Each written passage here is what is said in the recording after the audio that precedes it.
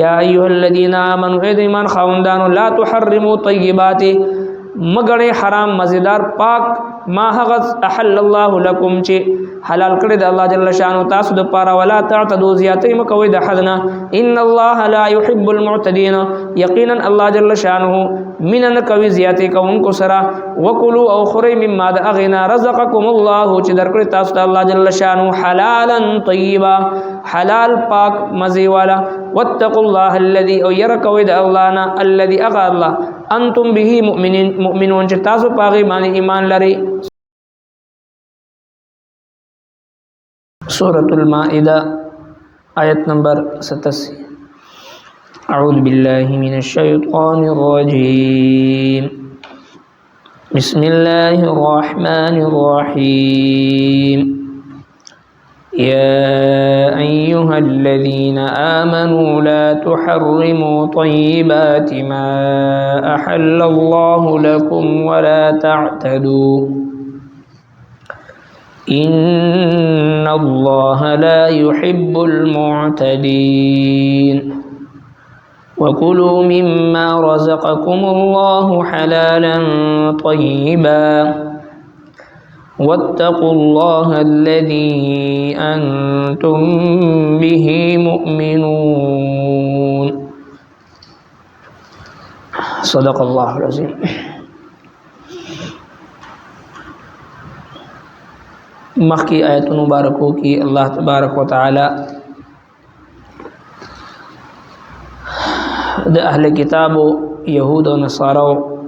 ذکر داغوی د نیکی د بدی بیا داغوی پټولو کی د اسلام چکم سخت مخالفین دی داغی پس سلسله کیو فرمایل چټول نه زیات د اسلام سره عداوت او دښمنی ساتون کی هغه يهوديان دي بیا مشرکین دي او نصاراو کی عیسایانو کی چې کوم اهل حق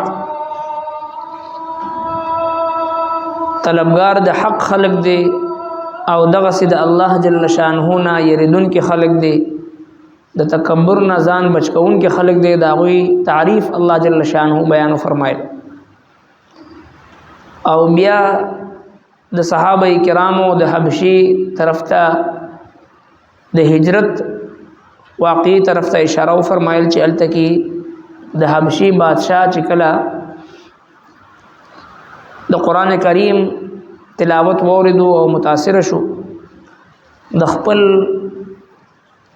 او یا کسان د قوم مشران هغه د نبی رسول الله والسلام په خدمت کې مدینه طیبه ته راولګلو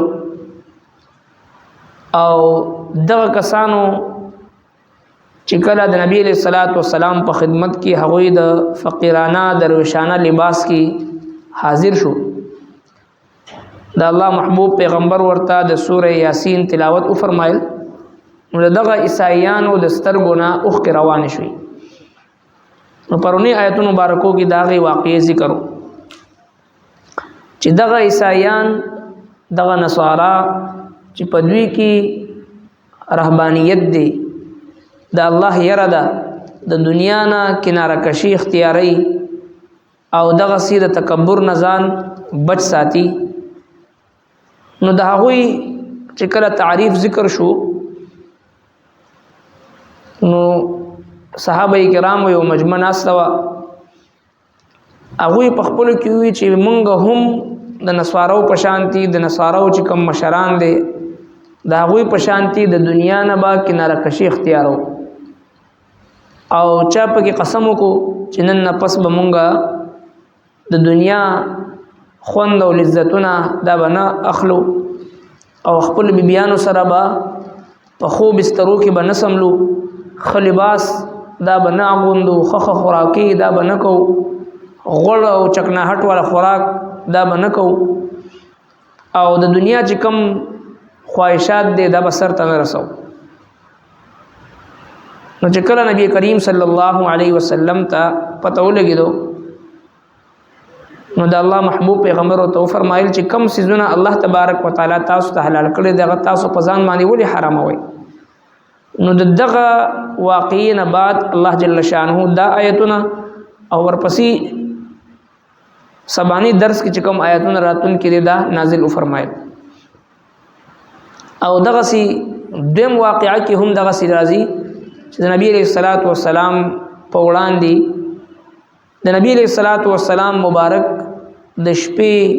د ژوند په باره کې صحابه کرام او ام المؤمنین حضرت عائشہ صدیقہ رضی الله عنها نه تاسو کو نو سیدہ عائشہ صدیقہ رضی الله عنها د نبی علیہ الصلوۃ والسلام د شپې معمولات چې کله صحابه کرام ته بیان کو چې د الله محبوب پیغمبر څومره مجاهده کوي څومره جړاګانې کوي تر دې پورې چې ګیره مبارک د اوخ کو نه ډک شي هغه مبارک جای نماز مصلا هغه د اوخ کو نه تر شي او د الله محبوب پیغمبر د غم د وجنا چې کم د خپل امت د پاره کم جړاګانې کوي د الله د محبوب پیغمبر د سینې نه د کټوي د خټکېدو شانتي आवाजونه راتل شروع شي بهر الله معمولات د شپې د نبی علیہ الصلوۃ والسلام مبارک چې کله بی عائشہ صدیقہ بیان کو نو صحابه کرام په خپل کې وی چې منګه خو ګناهګار خلک دا خدای الله محبوب پیغمبر دی امام الانبیاء دی بخشای دی رب کائنات ارس ورته معاف کړی دی داغي باوجود لګیا دی دونه مجاهده کوي دونه قرباني کوي او دومره د رب کائنات په حضور جړه فریاد کوي نو بیا مونږ لره په کار دی چې په ټوله شپه مونږ د عبادت په حالت کې تیر دوی وخت کې دوی قسم وکړو چې مونږ د شپې نو د کیو او مونږ به داسې عبادت کوو نو الله تبارک وتعالى دا آیتونه مبارکه ورپسې چې کوم آیتونه دا نازل فرمایل چې کوم سیز الله تبارک وتعالى تاسو د پاره حلال کړی دی هغه په ځان باندې حراموي ما یا ایها الذین آمنوا لا تحرموا اے د ایمان خاوندانو مګنه حرام طیباتی مزیدار پاک ما هغه سيزونه احل الله لكم چې حلال کړی دی الله جل شانه تاسو د پاره ولا تعتدوا او زیاتی مکوي د حدنا ان الله یقینا الله جل شانه لا يحب المعتدين من نکوي زیاتی کوم کو سره نو دا د حد نه تجاوز او اعتدال لار پر خودل اعتدال ولا لار پر خودل دا نصارا چې کوم دوی رهبانیت اختیار کړو کناره کشي اختیار کړو د دنیا و ما فيها نه حالانکه دا ممنوع دي او دغه سي يهوديان چې هغه د دنیا په محبت کې ډېر زیات مخ کې تلو د حد نه تجاوز کړو په شهواني قوتونو کې په نفسانی خواهشاتو کې دونه مخ کې لاړل چې هغه د حد نه تجاوز کو د الله جل شانه حکمونه مات کو نو د يهوديانو او د نسوارو دوه طریقه د الله تبارک وتعالى د منشا خلاف دي الله تبارک وتعالى دا غواړي چې زما بنده اعتدال سره ژوند تیر او د شریعت مزاج دا دی چې یو مسلمان با اعتدال سره با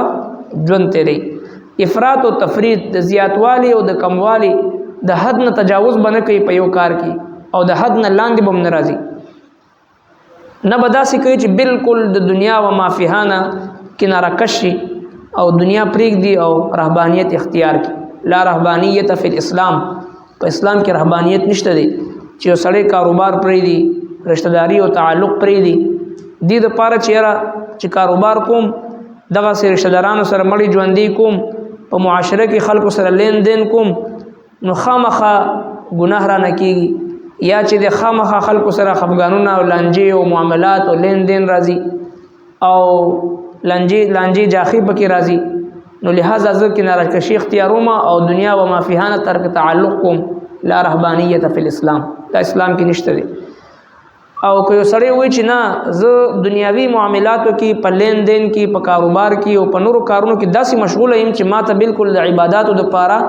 ټیم نه ملاويږي نو دا هم چې دی دنیا ته خپل 40 غنټې ژوند ورکول دا هم د شریعت خلاف دی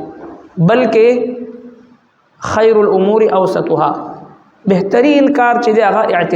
اعتدال ولدي یو سړی با خپل کاروبار بم کوي روزګار بم کوي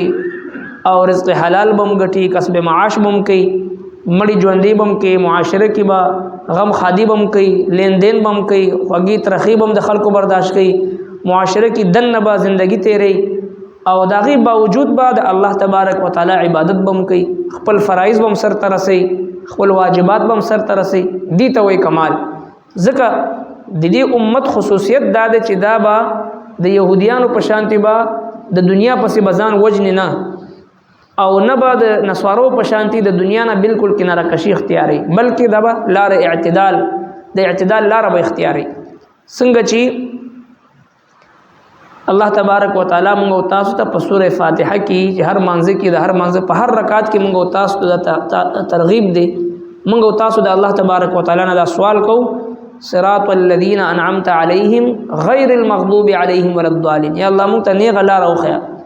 اغه خلق لاره چې پچا باندې انعام کړی دی، نه د اغه خلق لاره چې پچا باندې تا غضب کړی دی او نه د گمراهانو. نو دا مغضوب علیهم نه مراد يهوديان دي، ورد ضالین نه گمراهان نه مراد عیسایان دي. مونږ په هر مانځ کې د هر مانځ په هر رکعت کې د يهوديانو او د نصاراو د لارې نه پناه غواړو د الله جل شانه نه. ځکه هغه د افراط او تفرید نه کار اغشتو، تجاوز کړو، حد نه حدود الله په مال کړو. نو لہذا یو مسلمان چې په معاشره کې ژوند تیرې نو دی به کاروبار بم کوي، مهنت مزدوري بم کوي، نوکری بم کوي، ملازمت بم کوي، تجارت بم کوي، زراعت بم کوي او مړی ژوندې بم کوي، خپل خپلوانو سره بم تعلق نه پریدي، د هر څه به کوي،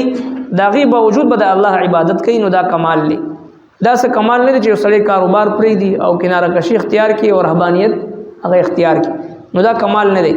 الله تبارک وتعالى دې ممانعت فرمایل چې کم سيزونه ما تاسو ته حلال کړی دغه په ځان حراموي، ما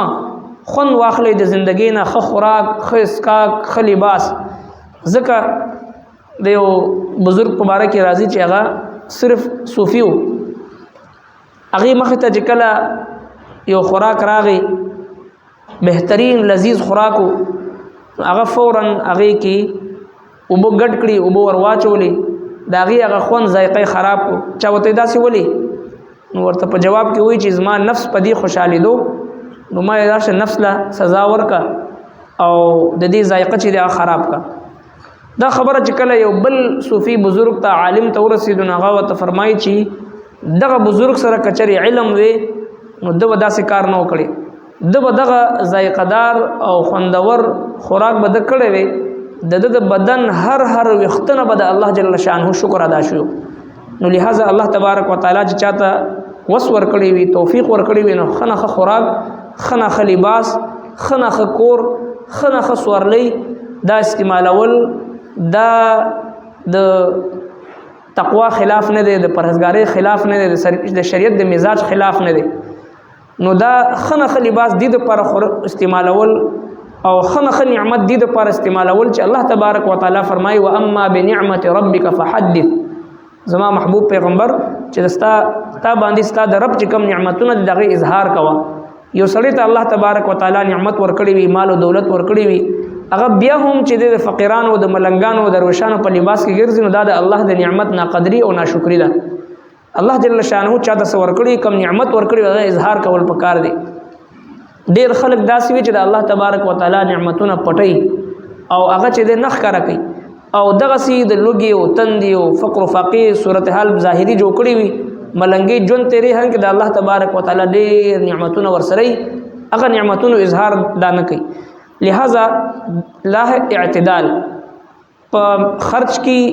او په خوراک اسکاک کی، په هر څه کې اعتدال، د خپل شان مطابق، د خپل حیثیت مطابق، د الله جل شانه د ورکړې مطابق چې دغه کول پکار دی. نو فرمایا چې ولا تعتدوا ان الله لا يحب المعتدين. د حد نه تجاوز مکوئ، مرهبانیت اختیاروئ او مد يهوديانو په شانتي چې د اسراف کوئ. وکلوا او خورئ مما داغنا رزقکم الله چې درکړي تاسو ته الله جل شانه حلالا طیبا، حلال پاک مزي ولا کم خوراک او نعمتونه الله جل شانه درکړي خو مزدار خورئ، حلال او پاکیزه سيزونه داغینه خوند واخلي، لذت واخلي او هغه چې د پزان ځان نه حراموي. ما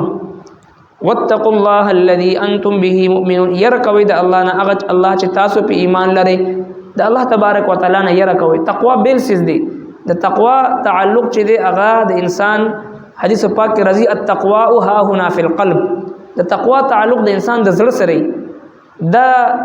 د انسان د لباس سره تعلق نشته. تقوا د وی چې د نیو لباس خ لباس خ سورلی خ کور دا د تقوا خلاف نه دی، بلکې التقوا ها هنا فی القلب. تقوا تعلق د زړه سره دی. تقوا د دې خبرې نوم دی چې کله یو انسان خلوت کې وي، په تنهایی کې وي، څومره د پزړه کې د الله تبارک وتعالى یره موجود دی او د الله د یری نه څومره دی د ګناه نه ځان بچ کی، دی ته وایي تقوا. تقوا دې ته نه وایي چې خلکو په مخ کې سړی بیان نه شروع کی تقوا بیانول. تقوا د ظاهری علامات نه دی، بلکې تقوا تعلق د انسان د زړه او باطن سره دی.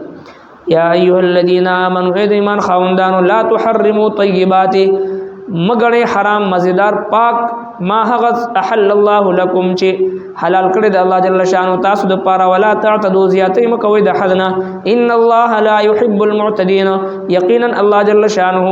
من نه کوي زیاتې کوونکو سره. وکلوا او خورئ مما د اغنا رزقکم الله چې درکړی تاسو د الله جل شانه حلالا طیبا حلال پاک مزي والا. واتقوا الله الذي او يركوي د الله نه الذي اغا الله انتم به مؤمنون چې تاسو پاغي باندې ایمان لري. صدق الله. ربنا تقبل منا انك انت السميع العليم وتب علينا انك انت التواب الرحيم برحمتك.